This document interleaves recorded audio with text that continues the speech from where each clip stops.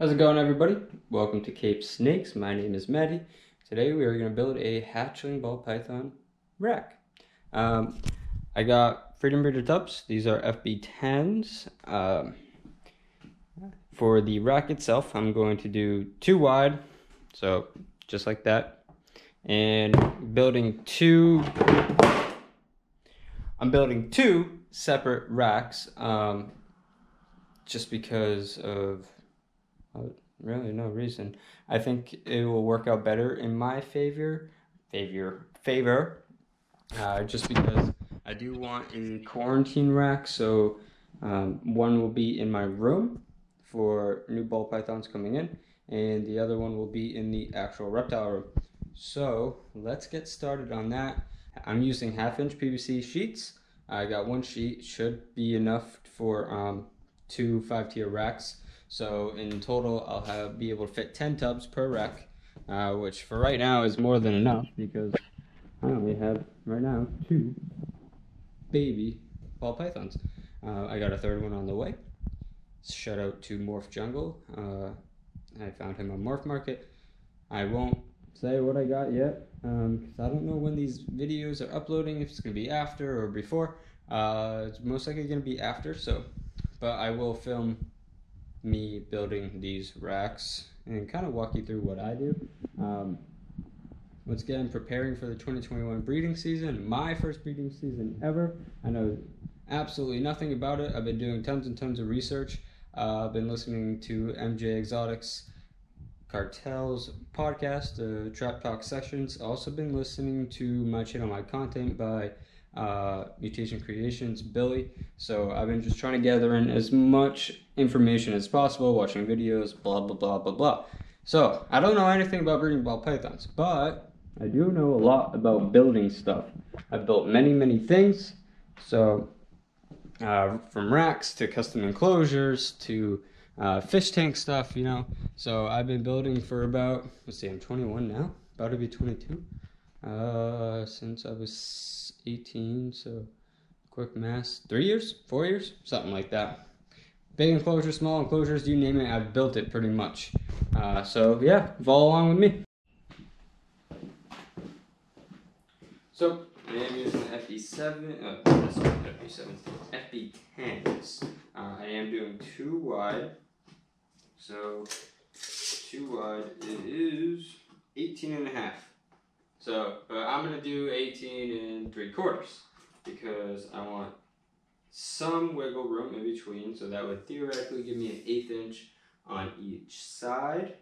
And these are 21.5 long. I'm gonna do, once again, 21 3/4 long. A little bit of wiggle room, make sure everything is covered, because we don't want any baby snakes escaping. And they are, I believe, 3.5. Yeah, 3.5 high. Cool. The one problem I do have is that I don't have any heat tape. So most I can do is cut each shelf, router each shelf, cut each side piece, and just set it aside for now, because the way I have to build it is I got to build it from the ground up. Well, I don't have to build it from the ground up, but I have to cut the sheets first, staple in the heat tape, and then build it whichever way I want, because there's no way I'm going to get a staple gun in between each shelf, because it is only 3.5 high. 3.5 high, yep. And so yeah, I do have heat tape coming. Alright, so we got a PVC sheet, and we need to cut it. So I'm cutting lengthwise, so it will be like this. And I can get 2 cuts out of this way, and I'll get about 5 shelves the other way.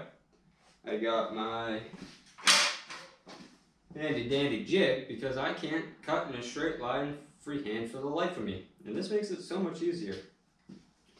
If you are building with PVC, one thing you should know, it is messy as hell.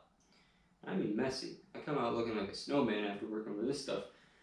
So we're gonna cut it, cut all the shelves, and yeah, we'll see where it takes us. Oh, another thing, use not a fine tip blade, but a multiple bladed blade.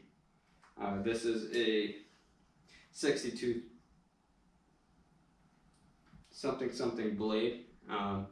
It's really great for cutting this stuff. Cuts through it like friggin' butter. So highly recommend that. And let's get to cutting.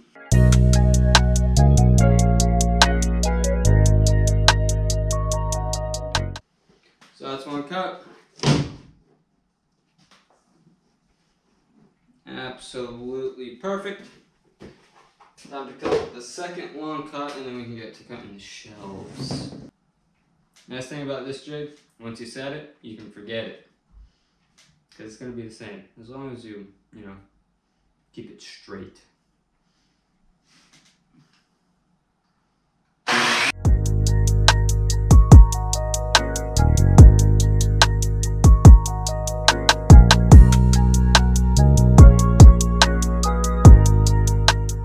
So this is going to be one of our support pieces. That's just how it's gonna work out. I got some other scrap pieces to use, so I think we'll be all set. So now we are going to cut the actual shelves themselves. So I'm just gonna double check my measurement. I shouldn't be measuring this way. I should be measuring this way. Tape measure. There. So 18 and almost a half wide. So like I said, we're gonna do 18 and we're gonna do 18 and 3/4. So that gives me a little bit of playroom in between. Easily slide each tub in and out easily. Even though I am using this jig, I always like to measure out and double check that I got the jig right, because on this jig there are numbers, but I always like to double check. Measure twice, cut once. But if you're me, sometimes you measure once and you cut twice. So, you know, always gonna double check. And when you are cutting, you wanna cut on the outside of the line that you measured. Because if you cut on the inside, then you're gonna be an 1/8 inch off. Because the saw blade takes off an 1/8 inch. So, hopefully this is right.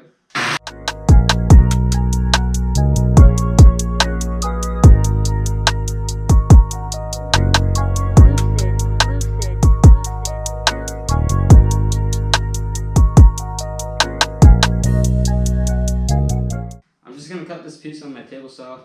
It's a little too small, so I'll wait to do that, because I'm gonna have to do it with the other piece. And because I'm only getting 5 shelves out of this one piece, I'm gonna have to use a scrap piece to cut my 6 shelves, or 6 pieces, because you need 6. I need another 2 pieces. I don't have any more PVC sheets here big enough to get the additional 2 out of, but that's okay. So I'll just account for those to be my tops. So I install a router, all of these as in using them as my shelves for the tubs, which is fine. I'll just have to pick up a 2x4 sheet tomorrow at Home Depot. I also need to buy some other materials for my Tegu's enclosure, so not that big of a deal. We can still do some work. So we got our tubs. This is basically how it's gonna go. I know these are 18 and a half long. Nope, I lied. 21 and a half long. So a third of 21.5 divided by 3 is 7 inches, roughly, 7.16. So I just round that off to 7.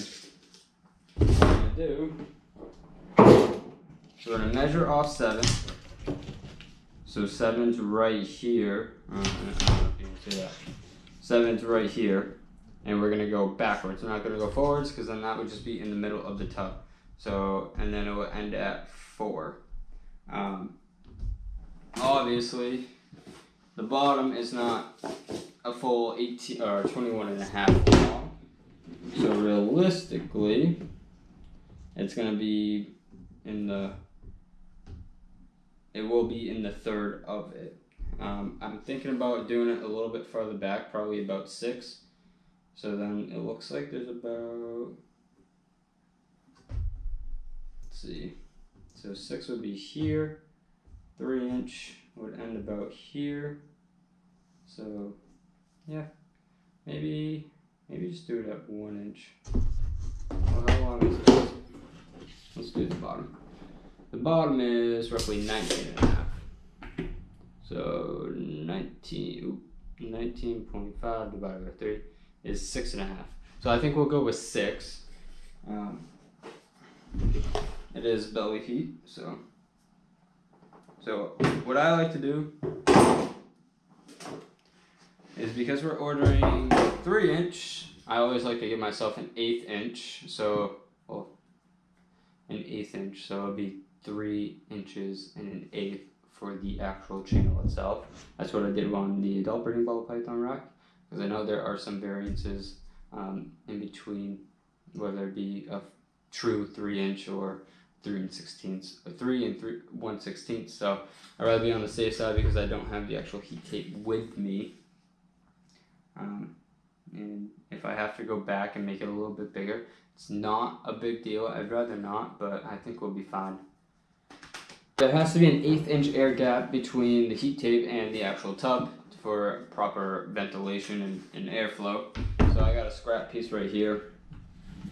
I've already done this test, so I can pretty much set it to the depth I want, which is when it just barely touches.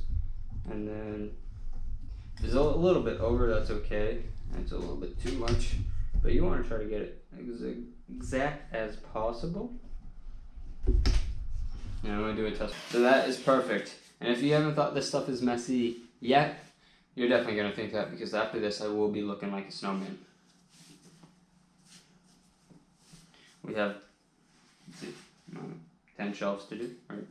1, 2, 3, 4, 5, 6, 7, 8, 9, 10. Yeah, 10 shelves to do. And it's messy, so I'm gonna have some fun. Now, on the router, because the bit, which is just a plunge cut bit, is in the center, we need to find the center of that bit. And I already know that it has to be 2 inches and 9/16. So that will give me the perfect, perfect measurement. The top of the heat tape needs to be 6 inches from the back, because we did that measurement. So I'm going to mark out 6, and then we know it's 3-inch heat tape, but I'm going to mark out 3 1/8 to give me a buffer in between. But now we go 2 9/16 because that's the offset of the actual router. So 1, 2, 1/2 inch is 8/16, and then 1 tick over 7/16. So that's where you're gonna set your guide, because it's hard to do a perfect straight line without any guide. And we'll clamp that down, you'll see in a minute. Now I don't have enough space on this side to put the guide, so I'm gonna have to cut on the opposite side. So, which I don't want to do, but 1, 2, 9/16. Now when you're making all these marks, make sure you know which ones you need to follow. So just mark it for, that's where my guide is. Come to this other side. So now it's 6 inch, 3 1/8.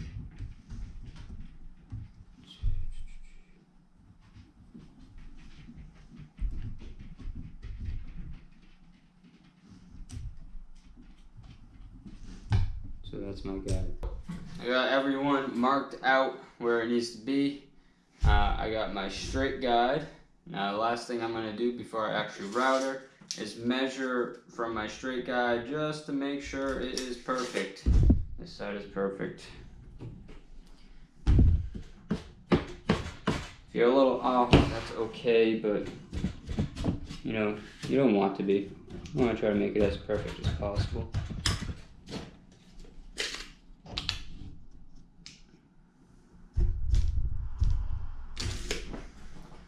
Once we're good, tighten down the clamps. You're ready to rock and roll. Once again, if you don't want anything covered in snow, move it, because it will get covered. I guarantee it. Turn this bad boy on.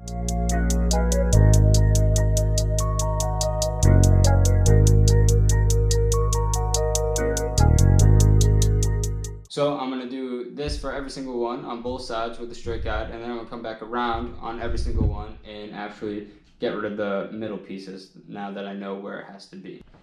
Okay, so I just finished routering out each channel on all of these. So now we're gonna take the router and we're gonna router in between each channel that I made. So this is 3 1/8. And the one thing I do want to say real quick is double check your measurements, because I was doing this, and as I was doing this I noticed a couple of my measurements were off. So always double check your measurements. Luckily I didn't do anything before. I know sometimes I don't double check and I end up screwing myself in the long run. So always double check your measurements, learn from my mistakes, not yours. So I just finished routering all the channels. Last thing we gotta do is router a spot for the thermostat. So I need to do that on 2 shelves because these are 2 separate racks. And I will show you how I do that. It's not tricky, but I just want to show you how I actually do it. So I'll set you up on the tripod. Also, I am a mess. This stuff is messy. Look at this. It's like it snowed in here. I told you, it'd be looking like a snowman. So I'm gonna do that. One piece of advice I do want to say is that when you are routering these channels, or grooves, whatever you want to call them, you want to start from one side and work your way to the other. You don't want to start in the middle and go one way and then come back and go the other way. Because if you are doing a big piece, the router can fall off and it will drop and make your depth way deeper than you actually need it to be. So always work from one side to the other and you'll be good to go. So I'm going to set you up in tripod and show you how I do the actual thermostat router. I don't actually measure where middle is. I kind of just guesstimate with the physical router itself. What you can do is mark out center. So this is what, 18 3/4. So center is going to be 9 5/8, I believe. So 9 5/8 about there. And then I will set up the straight guide and make sure it's somewhat straight. What you have to do is to account for the wire for the thermostat. We got to set our depth lower than 1/8 of an inch, which I also just guesstimate about there. So I'd say around.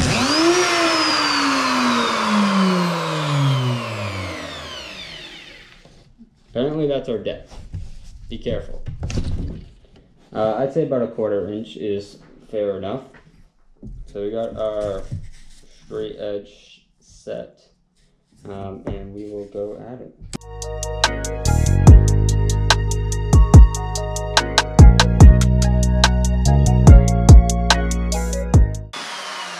That's probably going to be hella blurry for you guys, but whatever. So now we got our wire channel. Now what we need to do is actually punch the hole all the way through up until where it meets the actual top of the PVC board, because that's where the thermostat probe is going. So there isn't really a specific depth that I know of. So I'm just going to punch the hole all the way through. And so actually, before I do that, I'm going to do this on the other sheet because it's already set at that depth. So, wire channel, probe, all set. does not have to be pretty. Obviously, this is ugly as hell. This one's a little better, but I was freehanding, so a little tricky. That's pretty much all the major cutting and routering that needs to be done. Actually, that's all the routering that needs to be done, so we can pack that up, put that away. Last thing we do have to cut are the side pieces to support the physical shelves. Oh God, I am a mess. So I figured this out the other day and I forget.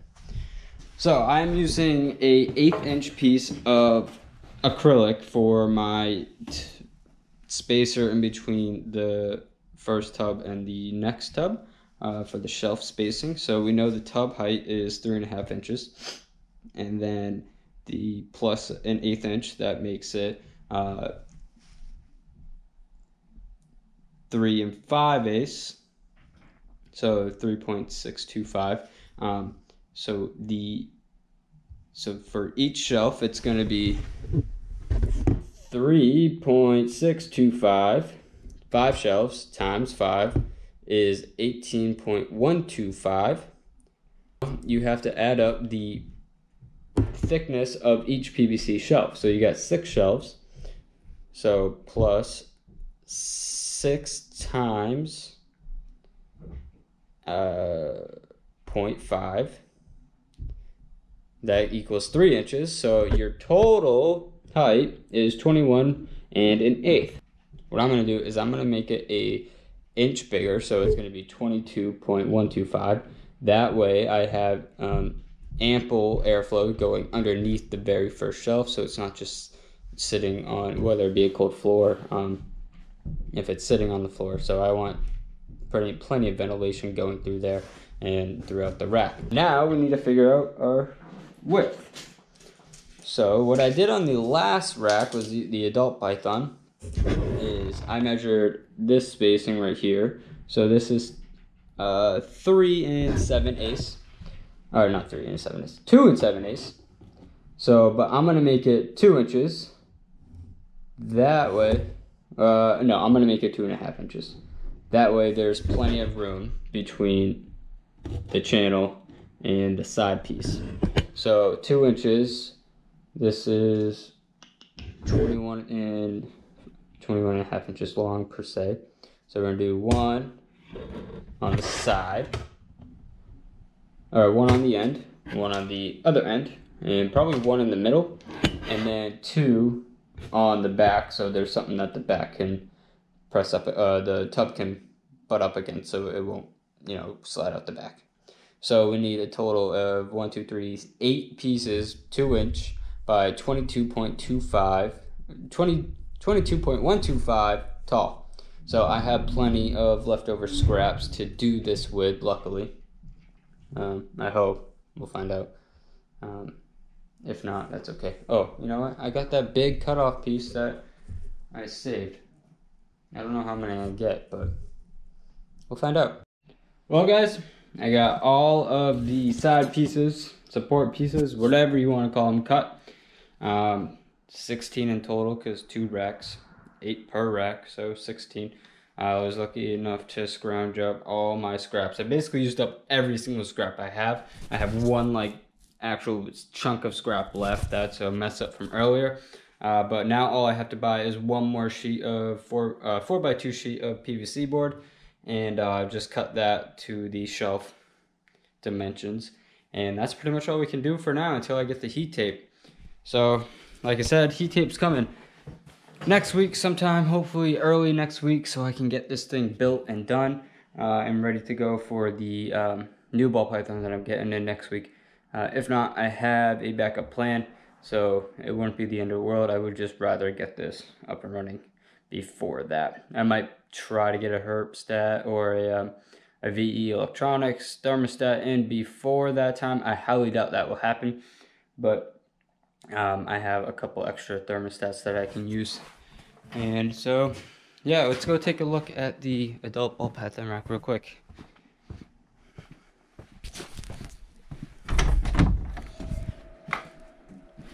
So, it's been running for probably about 2-3 hours now. I only have one section hooked up because I'm only going to be using one section for now. I only have one adult ball python. Temps are getting there. I just need to dial it in a little bit and I'll be good to go. The one thing I don't like about these thermostats, these cheapo thermostats, is that you tend to have to set them pretty high to get the heat mat or the actual basking spot in the tub at the right temperature. So for instance, this enclosure right here, this has THG heat tape on the bottom, so it's not on the inside actually. And I have to have this set at like 110, I think. I don't know, it's pretty damn high, but I'm looking forward to not having to do that once I get a Herpstat or the electronics thermostat. I probably will go Herpstat. It works fine for these guys because they have glass basking spots, so it works out actually decently with them. They will be upgraded eventually too, but for now, it's looking good. I'm excited. I'm super excited. I know I still got like a year left before I can actually start breeding, which is perfectly fine. Patience is everything in this hobby from what I've been hearing. So, super excited. Glad to have you guys along with my journey. Don't know when these vids are dropping. Hopefully soon. I'm waiting on a logo, which a friend's girlfriend of mine is drawing up for me. So, super excited. When the heat tape gets in, I will record that, record me building it. That'll probably be a separate video from this video. But yeah, so thanks. Have a good one.